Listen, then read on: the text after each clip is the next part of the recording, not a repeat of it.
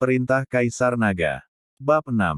Saat melihat sosok Dev muncul, Juan Su langsung menjadi bersemangat dan langsung berlari ke arah Dev. Adik, kamu akhirnya di sini, silakan masuk dengan cepat. Juan meraih tangan Dev, dan dia akhirnya menghela nafas lega. Tuan Su, karena aku telah berjanji padamu, aku pasti akan datang. Dev tahu bahwa Juan Su takut dia tidak datang.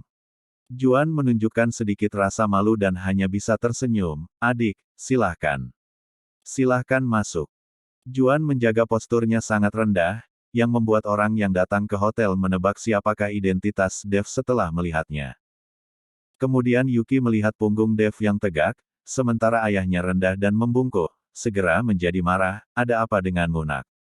Ayahku telah menunggumu di pintu selama lebih dari setengah jam, dan kamu bisa melihat wajah ayahku yang jelas semakin jelek, bisakah kamu mengobati penyakitnya? Yuki memiliki pendapat yang berbeda tentang Dev. Pada awal bertemu Dev, dia bisa mengendalikan kondisi ayahnya. Juan, Yuki juga terkejut, berpikir bahwa Dev benar-benar memiliki kemampuan. Tapi tidak butuh waktu lama, wajah kemerahan Juan menjadi semakin jelek, yang membuat Yuki berpikir bahwa Dev adalah penipu, yang mungkin untuk mendapatkan uang. Wajah Juan menjadi dingin dan dia meraung pada Yuki, Yuki, jangan omong kosong, cepatlah minta maaf kepada adik. Yuki menatap Dev dengan dingin, aku tidak ingin meminta maaf padanya. Lihatlah penampilannya. Tapi jenius macam apa dia? Kurasa dia pembohong besar. Dia merasa bahwa alasan mengapa Juan tidak jadi pergi ke rumah sakit adalah karena ayahnya berharap pada Dev. Melihat bahwa Yuki tidak patuh, wajah Juan langsung memerah karena marah, dan napasnya mulai menjadi cepat. Uhuk-uhuk. Juan ingin mengatakan sesuatu, tetapi dia tidak mengatakan sepatah kata pun, dan mulai batuk dengan keras. Ayah. Yuki bergegas dan membantu Juan. Dan Juan yang batuk mengeluarkan seteguk darah hitam, yang sangat menakutkan Yuki sehingga wajahnya berubah. Melihat darah hitam yang dibatukkan Juan, alis Dev langsung berkerut. Tampaknya cedera Juan lebih serius dari yang dia bayangkan. Dev berkata kepada Yuki yang sudah panik, cepat bawalah ayahmu ke kamar. Tapi Yuki tertegun dan tidak bergerak, karena dia tidak terlalu mempercayai Dev.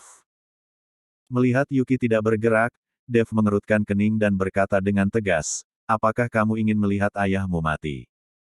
Yuki dimarahi oleh Dev, dan kemudian dia membantu Juan dan masuk ke kamar VIP hotel. Setelah memasuki kamar VIP, Dev memeriksa denyut nadi Juan, lalu ekspresinya menjadi serius. Tepat ketika Juan hendak mencoba merawat Juan, pintu kamar tiba-tiba didorong terbuka, dan seorang dokter berkacamata dan jas putih masuk. Setelah Yuki melihat orang yang datang, dia sepertinya telah melihat sedotan penyelamat. Dokter Sun, cepatlah, lihat ayahku, dia baru saja muntah darah. Apa? Coba aku lihat. Dokter Sun terkejut dan buru-buru membuka kotak obat.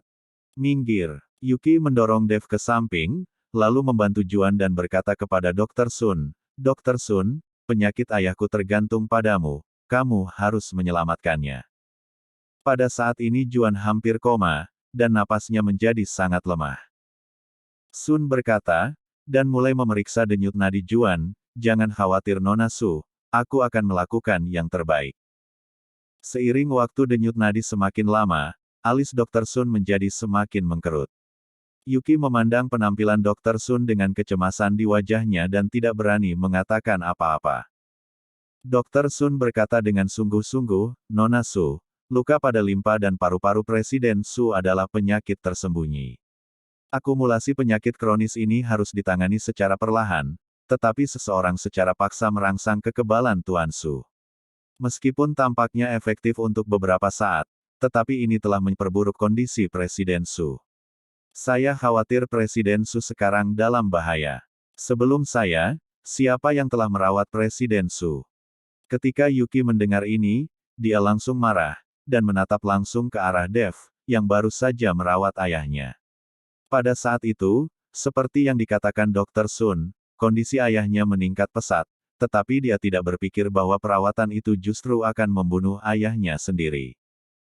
Kamu pembohong, Jika ayahku memiliki 3 kekuatan dan 2 kelemahan, aku tidak akan pernah membiarkanmu.